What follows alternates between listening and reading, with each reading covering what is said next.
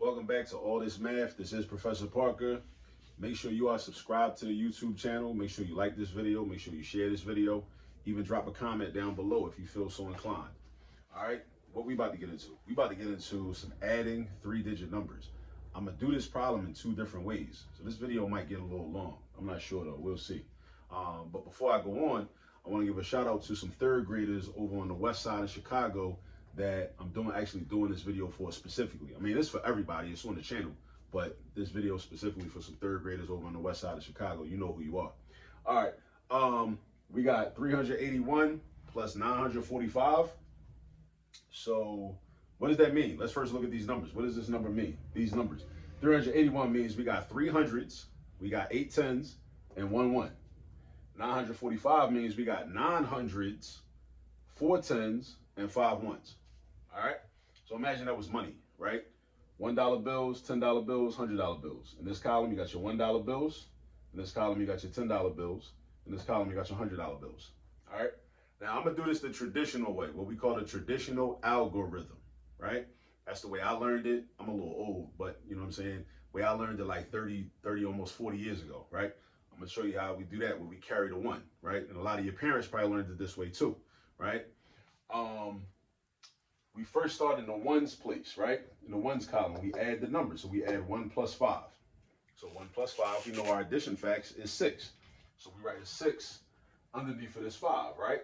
So 1 plus 5 is 6. Then we go to the tens column and we do 8 plus 4, right? But, so we got 8 tens and 4 tens. So altogether, that's 12 tens. But using in the base 10 system, which is the numerical system that we use right now, right? You can't have more than 9 in any column. You can't have more than 9 in any column. So once you get to 10, you got to take them 10, take that 10 and move it to the next place value, the next bigger place value to the left. So what does that look like? If 8 plus 4 is 12, you keep 2 of those, right? That's why we write the 2 right here, and people say carry the 1. But what does that really mean when you say carry the 1? That means take the 10 from 12, because basically we got 12, and we separated it into 10 plus 2, like with a number bond. So like if you was in first grade or kindergarten, you probably was doing work with number bonds, right? So 12 is the same thing as, you know, you draw the little lines, you got the 10 and you got the 2, right? So you take the 10 and you put it in the next column with the hundreds, right? So you got 110, right? So you put that up here. So this is actually 300s, right? Plus 900, right? And then we put a 10, and then actually, hold on a second, 80 and 40 is going to be 12, so 12 tens. No, actually, this one represents 100. The one represents 100, right? Why does the one represent 100? Because these are tens, right? So we got 2 tens left in that column, which is 20. Because 2 times 10 is 20, right? But then we took 10 tens and put it over here. How much is 10 tens? 10 times 10 is 100. 10 $10 bills is $100, right? So that's why when we put this 1 up here, it goes in the hundreds column because that 1 means 100. Just like this 3 means 300. This 9 means 900. So now in this column, we're adding hundreds. So we got 1 of them, plus 3 of them, plus 9 of them. 1 plus 3 is 4. 4 plus 9 is 13. Now, because there's no numbers in the thousands place, right? We don't got to carry into the thousands place. We could just write 13. 13 hundreds, right? If you wanted to be technical, you could put 300s right here and then say, okay, well, I got one set of, or I got, let me think, how do I explain this? So I'm going to put the 3 right here.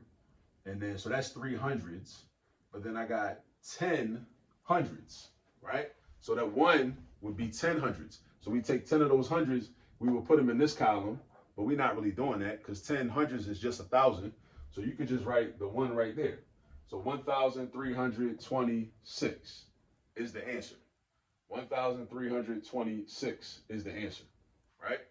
That's called using the traditional algorithm. All right. Now, I'm about to do it another way, right? Where I use some basically some little, what do I call them? Some drawings to represent the different place value, to represent the ones place, represent the tens place, represent the hundreds place. I'm gonna use some little figures, I should say, some little figures, right?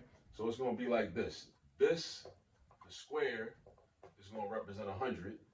The line is gonna represent 10, this vertical line, and the little circle is gonna represent 1. All right? So the square represents 100, the vertical line represents 10, the circle represents 1. All right? Now, watch what I do. I'm going to rewrite 381 using just these three symbols. Just these three symbols. I'm going to rewrite 381 just using these three symbols. I'm going to do the same thing with 945 using these three symbols. So, and I'm going to break it down into like 3 columns. I got a hundreds column, a tens column, a ones column. A hundreds column, a tens column, a ones column. Matter of fact, I should do it like this. I should do H, T, and O. Hundreds column, tens column, ones column. So for my hundreds, if I got 381, that's 300. So that means I need 3 boxes or 3 squares. So I do 1, 2, 3, right? And then I got 80. So I got 8 tens. So I need 8 of these. So what I do is I do 1, 2, 3, 4, 5, and then 6, 7, 8, right? So I got 8 tens. And then how many ones do I have? I only have 1. So I got 1 circle, because I got 1. 1 circle, that's 1. So I got that right there. That's 381. That's 300, 80, and 1. 1, 2, 3, that's 300. I got 8 of these. 1, 2, 3, 4, 5, 6, 7, 8. Now, why did I write 5 and then set up a new row? Just to conserve space, no real reason. I like to go in groups of 5, right? And then 1, because that's 1. Now I'm gonna do the same thing with 945, right? So I got 9 hundreds, 4 tens, and 5 ones. So down here, I'm gonna put, I need 9 of these. 9 of these to represent 900. So I got 1, 2, 3, 4, 5. And then 6, 7, 8, 9.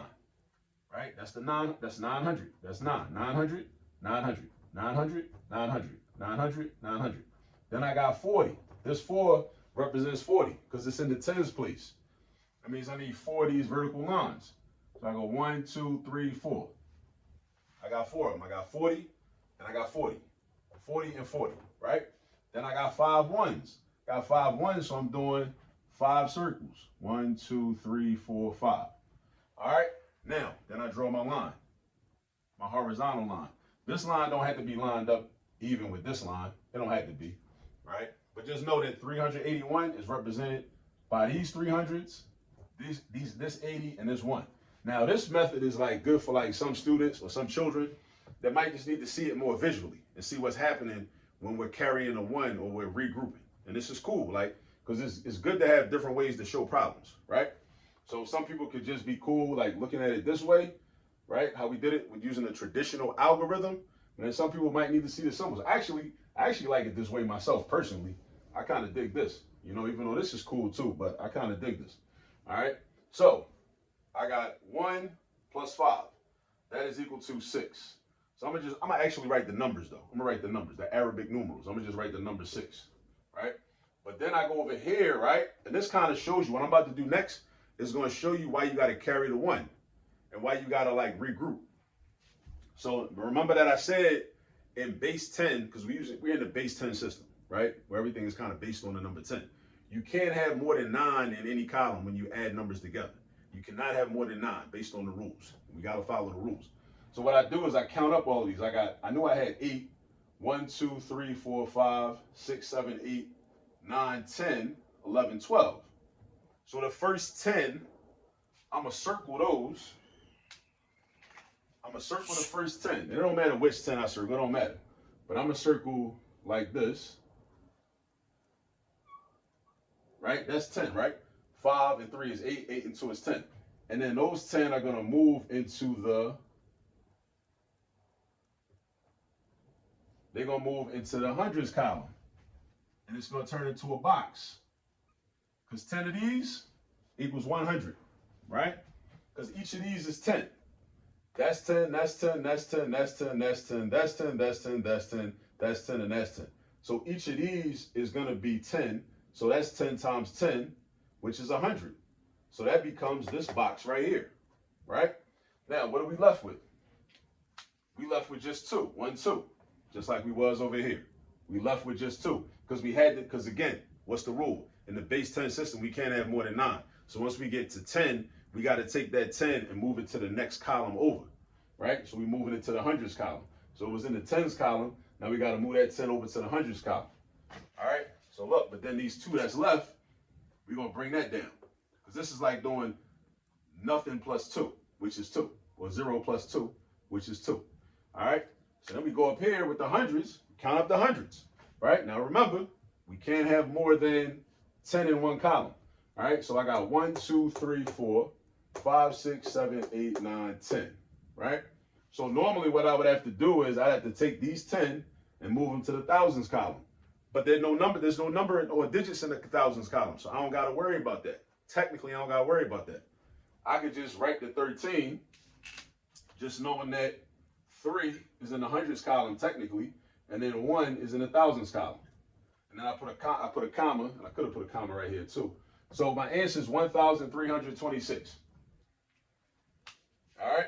So 1,326. So we just broke this down in 2 different ways, right? I used the traditional algorithm for adding, where we carry the 1, right? And I showed you, okay, in the 1's place, we add the 1 and the 5 to get 6. In the 10's place, we add the 8 and the 4, we get 12. But we can't have more than 9 in any column. So what I do is I create like, think of like a number bond. I break the 12 down into 10 plus 2. I leave the 2, and I take the 10 tens and move them to the hundreds place. That's why I got 100. That's why that 1 is up there. It's not a 1 like this one. It's a 1 that represents 100. It tells me how many hundreds I have. I have 100. So that goes with the 300 and the 900, because this is in the hundreds column. Hundreds column, tens column, ones column. Hundreds column, tens column, ones column. That's why this is 8 tens. This is 4 tens. This is 1 1. This is 5 ones.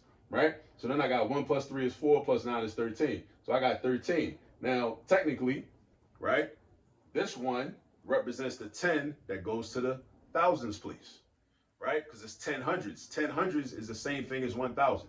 10 times 100 is 1,000, right? 10 $100 bills is $1,000. All right? So that's why 10 hundreds is 1,000.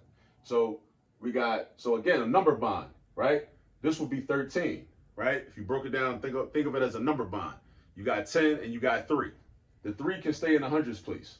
But then that 10, those 10 hundreds, they gotta go. They gotta kind of, they gotta go to the thousands place, because they graduated, or they like too big, right? So they kind of graduate to the next grade. So they go up to the thousands place. And then that 1 is over here. All right? So that's what we did here. And then this is just like a visual representation using circles and vertical lines and squares. So you can kind of get a better visual of like what's happening. Like, okay, these 10 moved, you count them up, these 10 moved into the hundreds and turned into 100. Because 10 of these together, bundled up together like that, is the same thing as 1 of these. Just like if we had 10 of these. 10 of these bundled up, if we had different digits right here, right? 10 of these bundled up is the same thing as 1 of these. But we ain't have to worry about that in this particular problem. All right? So, that's about it. I just wanted to talk about adding 3-digit numbers in 2 different ways. All right. Hopefully that makes sense. I'm gonna put up some more videos where I'm showing how to do different types of problems, because when the numbers change and the digits change, you know, you're gonna do like, you know, it's gonna look different, right? And it's important to like see these problems in different ways and with different numbers. All right. So stay tuned. I'll see you on the next video.